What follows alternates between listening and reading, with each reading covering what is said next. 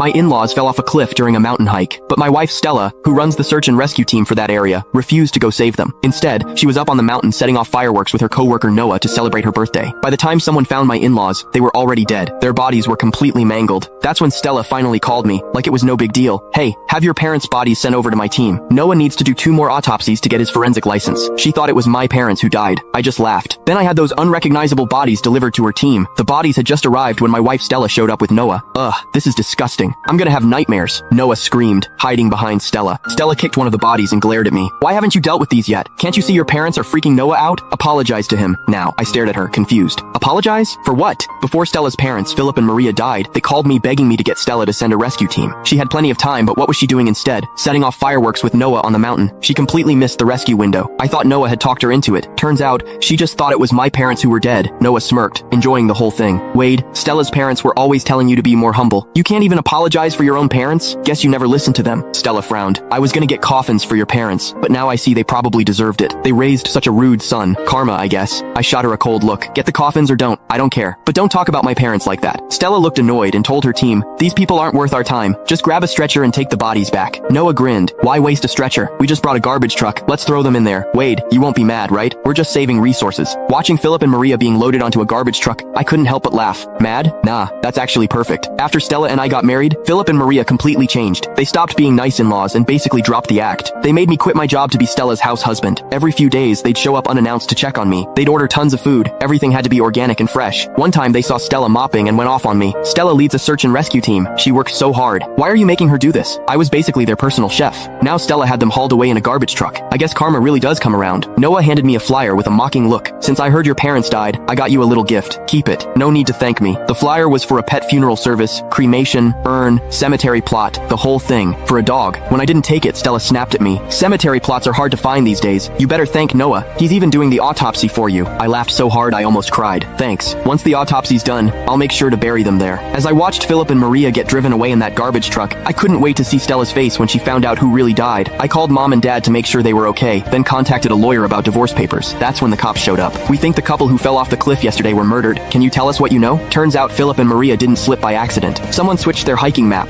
Philip and Maria only fell because they ended up in a restricted area. They always used the hiking map Noah gave them. No one else touched it, so Noah was the only one who could have killed them. When I heard this, I actually laughed. The guy Stella had been protecting this whole time was the one who murdered her parents. The search and rescue team was supposed to prep the bodies for viewing, so family had to be there. When I showed up, the bodies were just dumped outside, totally ignored. Not only were they not cleaned up, but their nice clothes had been swapped for ratty old rags. I didn't like Philip and Maria, but they were dead. They didn't deserve this. I followed